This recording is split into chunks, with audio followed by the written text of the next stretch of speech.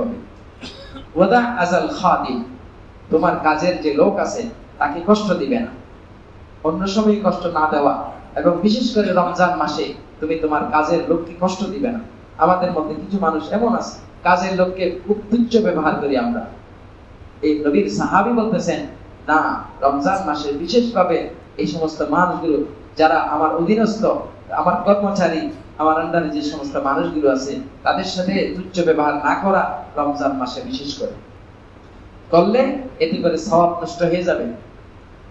ওয়ালিয়াকুন আলাইকা ওয়াকারুন ওয়া সাকিনা, বলে যে তোমার রোজা অবস্থায় তোমার গাম্ভীর্য যেন বজায় থাকে। তুমি এমন কাজ করবে না রোজা থাকা অবস্থায় যে তোমার গাম্ভীর্য নষ্ট হয়ে যাবে।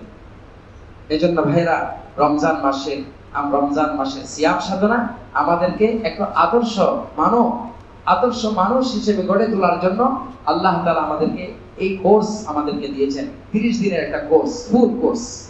এই কোর্সের মাধ্যমে আমাদেরকে আদর্শ মানুষ হতে হবে।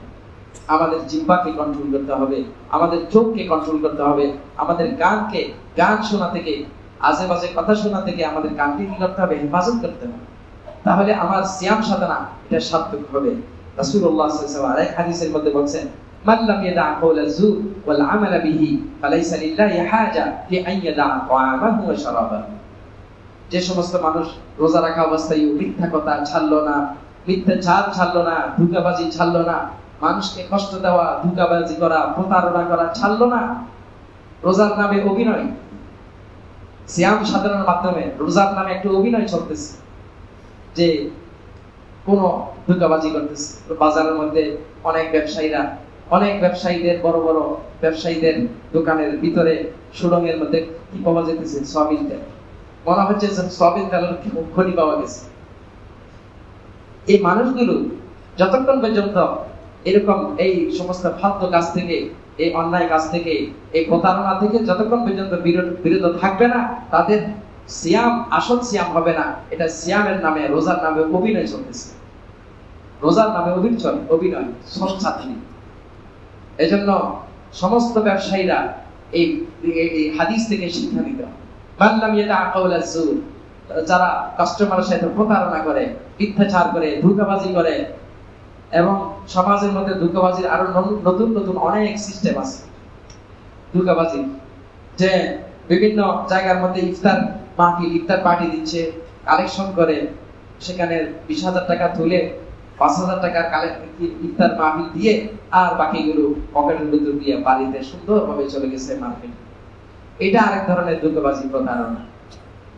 এই ধরনের প্রতারণা যারা করবে, রাসূলুল্লাহ সাল্লাল্লাহু আলাইহি ওয়াসাল্লাম ফালাইসা লিল্লাহি হাজা ফি আন ইয়াদা তাআমাহু ওয়া শারাবাহু, সহিহ বুখারী এবং মুসলিমের মধ্যে এই হাদিস আছে যে আল্লাহ সে যে পানাহার থেকে বিরত থাকতেছে, উপবাস থাকতেছে, এই উপবাসের কোনো মূল্য আল্লাহর কাছে সে পাবে না, তার কোনো বিনিময় সে পাবে না।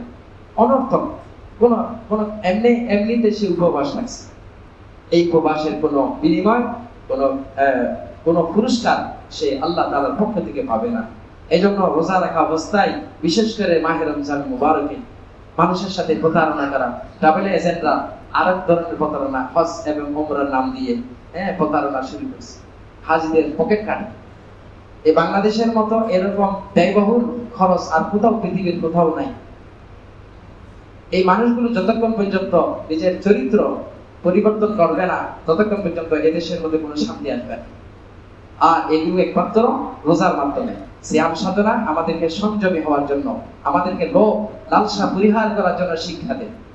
যদি আমরা এই সিয়াম সাধনার তাৎপর্য, রোজার আসল উদ্দেশ্য, টার্গেট কি, এটা যদি না বুঝি, তাহলে আমাদের এই রোজা শুধু উপবাস হবে, রোজার নামে কিছু অভিনয় চলবে, কিন্তু বাস্তব কোনো সিয়াম সাধনা হবে না, এবং এই সিয়াম সাধনার উপর আল্লাহর পক্ষ থেকে কোনো পুরস্কারও আসবে না। হযরত ওমর রাদিয়াল্লাহু আনহু বলেন, লাইসা সিয়ামু মিনাত তাআম ওয়াশ শারাব ওয়ালাকিন্নাহু মিনাল কিসবি ওয়াল বাতিল ওয়াল লাগবি ওয়াল হালাফ।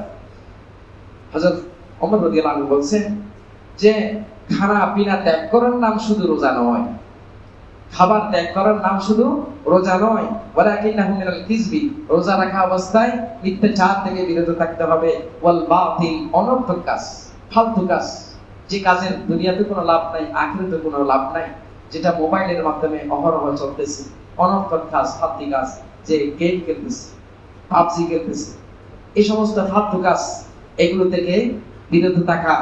এবং ওয়াল হালাফ আল কাযিব, মিথ্যা কসম। ব্যবসায়ীরা বলতে আল্লাহর কসম ভাই ইমান আমার বলতেছি এটা 500 টাকা পড়ছে আমার কিনা, অথচ কিনছে 200 টাকা, কিন্তু মিথ্যাচার করতেছে। এই ধরনের মিথ্যাচার দিয়ে এই রোজার হক আদায় হবে না।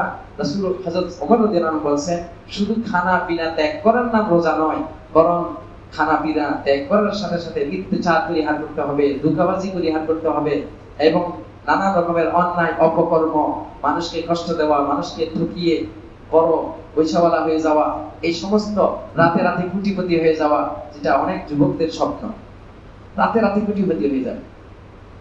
বলে এমন পদ্ধতি বলুন যেটার কারণে রাতারাতি মানে কলা গাছ আঙ্গুল ফুলে কলা গাছ হয়ে যায়। যারা আঙ্গুল ফুলে কলা গাছ হয়ে যাচ্ছে তাদের এই রোজার নামে ভণ্ডামি, রোজার নামে প্রতারণা, এটার কোনো বেনিফিট সে পাবে না আল্লাহর দরবারে। এজন্য রাসূলুল্লাহ সাল্লাল্লাহু আলাইহি ওয়াসাল্লাম এই সমস্ত কথাগুলো আমাদেরকে বুঝতে হবে। রমজান মাসটা আমরা কিভাবে কাটাবো? বলে যে আবু হুরায়রা রাদিয়াল্লাহু আনহু তিনি রমজান মাসে বেশি সময় মসজিদে কাটাইতেন। আন্না আবু হুরায়রা ওয়া আসহাবাহু কানু ইদা সামু জালাসু ফিল মসজিদ। আবু হুরায়রা এবং অন্যান্য সাহাবীরা রমজান মাসে বেশি সময় মসজিদে কাটাইতেন। ওয়াকাল, এবং বলতেন নুইফু সিয়ামানা, আমরা মসজিদে বেশি বেশি সময় কাটিয়ে আমাদের রোজার হেফাজত করতেছি। কারণ মসজিদে বাইরে গেলে বিপদ, গুনাহ আর গুনাহ, মিথ্যাচার, গীবত, শিকায়াত ইত্যাদি এগুলো থেকে বাঁচার জন্য আমরা রোজার হেফাজতের জন্য, রোজাকে কল্যাণকর করার জন্য, রোজাকে দামি বানানোর জন্য আমরা বেশি সময় মসজিদে কাটাই। ওয়া আকিলুল লাগওয়া ফি মাসাজিদিল্লাহ, বলেন যে মসজিদের মধ্যে এসেও যেন অনর্থক কাজ না করো, ফালতু কাজ। মসজিদে আসছি ইবাদত করার জন্য, বাইরের থেকে চলে আসছি মসজিদের পরিবেশে, ইমানি পরিবেশে ইবাদত করার জন্য, এখানে এসে যদি গল্পগুজব শুরু করে দিই তাহলে এখানে এসে তো কোনো লাভ হলো না। এজন্য তিনি বলেন ওয়া আকিলুল লাগওয়া ফি মাসাজিদিল্লাহ, আল্লাহর পবিত্র মসজিদে তোমরা অনর্থক কাজ, ফালতু কাজ, বেহুদা কাজ এগুলো করবে না। আল্লাহ তাআলা আমাদের সবাইকে এই রমজান মাসে বেশি বেশি ইবাদত বন্দেগী করা এবং যতটুকু পারা যায় মসজিদে এসে কোরআন তেলাওয়াত, জিকির আজকার করার তৌফিক দান করুন।